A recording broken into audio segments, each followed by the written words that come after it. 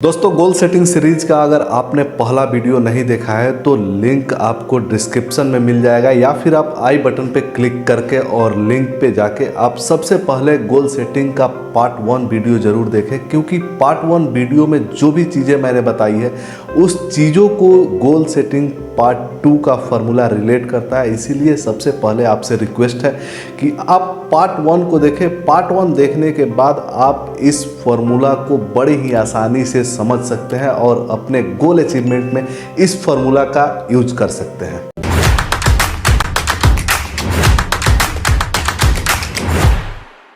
दोस्तों नमस्कार, मेरा नाम है Abhishek Goswami, motivational speaker, sales trainer and life coach. एक बार फिर से आपका दिल से स्वागत करते हैं। दोस्तों आज हम बात करेंगे बहुत ही इंस्पिरेशनल लेडी के बारे में, जो कि एक स्पोर्ट्स वुमेन थी। किसी दुर्घटनावश एक ऐसा दुर्घटना हुआ जिसमें कि उन्हें अपना पैर गंवाना पड़ा था। उस लेडी के बारे में जो कि पूरी डेडिकेशन के साथ देश के लिए समर्पित थी और एक ट्रेन से जाने के क्रम में उनके साथ एक दुर्घटना हुआ जिसमें उनको अपना पैर खोना पड़ा था।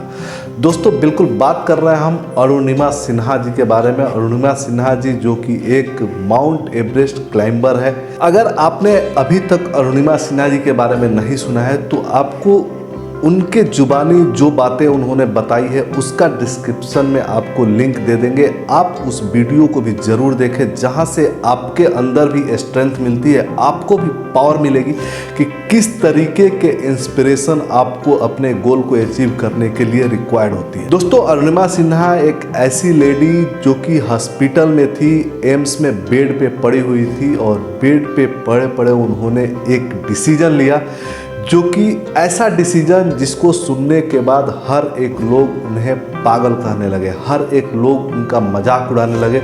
लोगों को ऐसा लगता था कि एक्सीडेंट के बाद उनको सोचने की क्षमता खत्म हो गई है, इसीलिए वो इस तरीके की बातें कर रही हैं।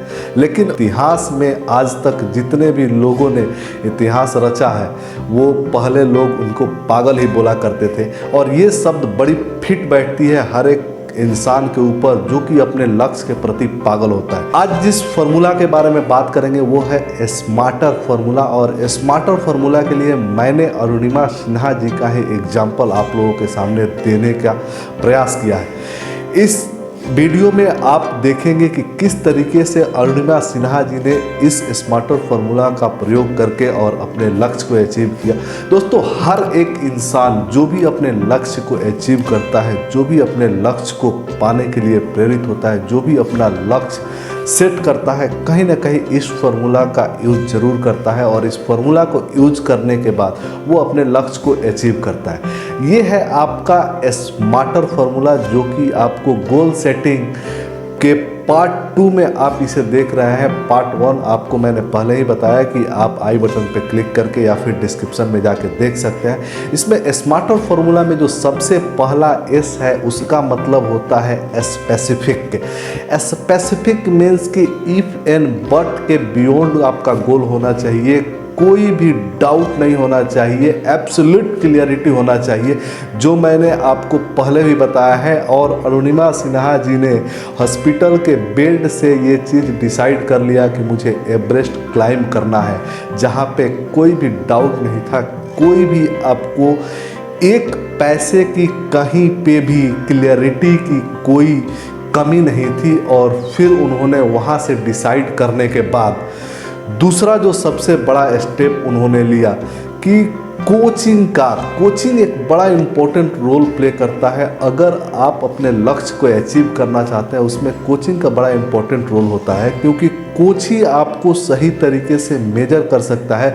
जिसमें कि स्मार्टर का दूसरा जो एम है उसका मतलब होता है मेजरेबल। दोस्तों हर एक गोल अचीव किया जा सकता है अगर उसको सही तरीके से मेजर करके सही तरीके से उसके ऊपर काम किया जाए। तो मेजरेबल का मतलब होता है कि जब भी आप अपने गोल को अचीव करने का प्रयास कर रहे हैं उसमें आप उस चीज़ को अचीव करने में आगे बढ़ रहे हैं कि नहीं बढ़ रहे हैं, जिस डायरेक्शन में आप बढ़ रहे हैं उस डायरेक्शन से आपका गोल अचीव होगा कि नहीं होगा। आपको डायरेक्शन बदलने की ज़रूरत है या फिर उसी डायरेक्शन पे काम करने की ज़रूरत है। इसके लिए कोच का होना बहुत ज़रूरी है। उसके लिए उन्होंने बछेंद्री पाल को चुना। बछेंद्री पाल जो कि इंडिया की फर्स्ट एवरेस्ट क्लाइंबर थी, उनको उन्होंने चुना और उनसे अपने गोल के बारे में डिस्कस किया कि मुझे एवरेस्ट क्लाइंब करना है।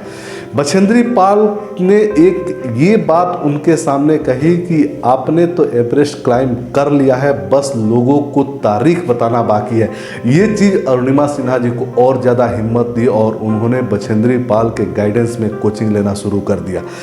तीसरा जो फॉर्मूला में आता है आपका ए आता है और ए फॉर होता है अचीवेबल। दोस्तों हमेशा आपको गोल उस तरीके का सेट करना चाहिए जो कि अचीवेबल हो, किसी ने उसको अचीव किया हो या फिर वो ऐसा हो जो कि अचीव किया जा सकता हो। जैसे अगर मैं आपको एग्जांपल के लिए दूं तो मैं कहूं अगर कि मैं अपना वेट 10 kg 3 दिनों के अंदर कम करना चाहता हूं तो ये अचीवेबल नहीं होगा। ये कहीं से भी नहीं दिख रहा है कि अचीव किया जा सकता है। अगर अचीव हो भी गया तो इसमें आपको हेल्थ पे उतना इम्पैक्ट पड़ेगा, उतना बुरा इम्पैक्ट पड़ेगा, आपके कई हेल्थ रिलेटेड इशू आपके साथ हो सकते हैं। इसीलिए गोल्स जो भी होने चाहिए वो अचीवेबल होना चाहिए और गोल्स हमेशा अचीव किया जा सकता है अगर उसके ऊपर फोकस किया जाए तो। गोल्स अचीवेबल इसलिए था कि इससे पहले मार्क इंग्लिश ने इस गोल को अचीव किया था। वो दोनों पैर से एम्पुटी थे और दोनों पैर से एम्पुटी होने के बाद भी उन्होंने 2006 में इस गोल्स को अचीव किया था। उन्होंने एवरेस्ट क्लाइंब किया था जो कि न्यूजीलैंड के रहने वाले थे।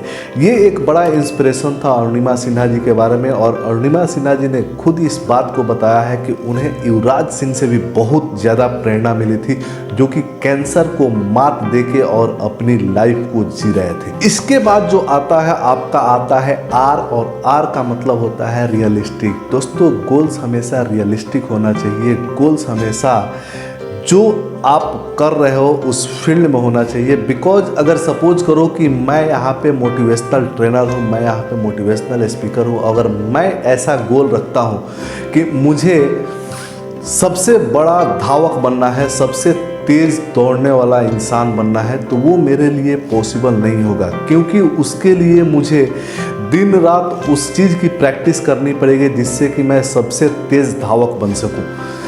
तो गोल्स हमेशा रियलिस्टिक होना चाहिए। अरुणिमा सिन्हा जी के लिए ये गोल्स इसलिए रियलिस्टिक था क्योंकि वो ऑलरेडी पहले से स्पोर्ट्स वुमेन थी। वो ऑलरेडी अपने आप को हैबिचुएटेड कर चुकी थी। दिन रात अपनी बॉडी को उस तरीके से उन्होंने तैयार किया था ताकि वो देश के लिए खेल सके। हाँ, ये बात सही है कि उन्होंने इस दुर्घटना के होने से पहले इस चीज़ को नहीं सोचा था कि उन्हें एवरेस्ट क्लाइंब करना है, लेकिन वो उसी रास्ते पे कहीं ना कहीं थी कि वो देश के लिए खेल रही थी, देश के लिए कुछ करने का जज्बा था और उनका बॉडी प्रैक्टिस करते करते उस तरीके से तैयार होते जा रहा था। इसके बाद जो आता है आपका आता है टाइम बाउंड।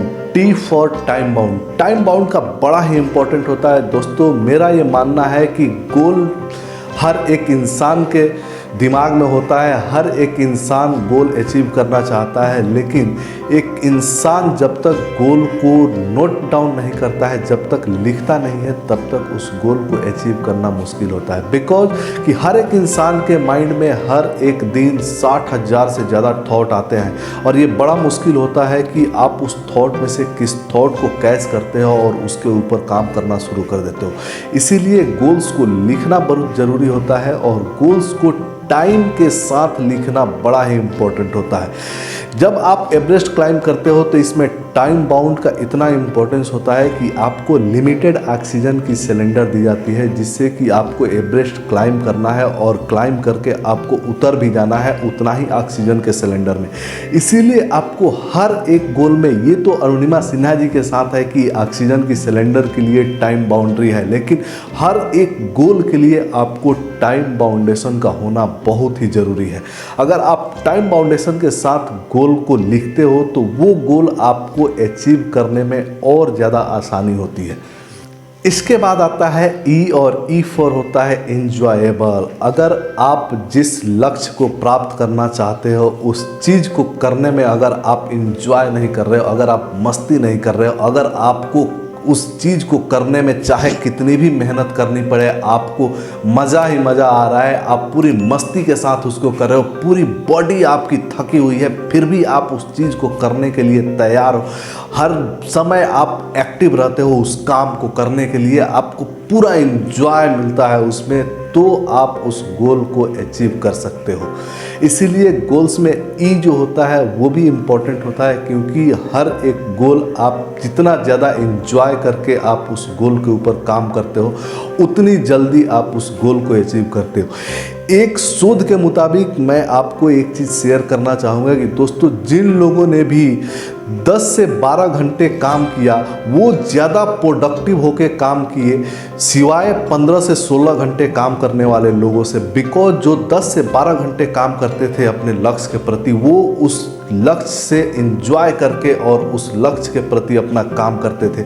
लेकिन 16-17 घंटे काम करने वाले लोग, वो लोग मजबूरी में उस काम को करते थे, इसीलिए ज़्यादा प्रोडक्टिविटी आपको कम समय में मिल जाती है अगर आपका गोल इंजॉयबल है तो।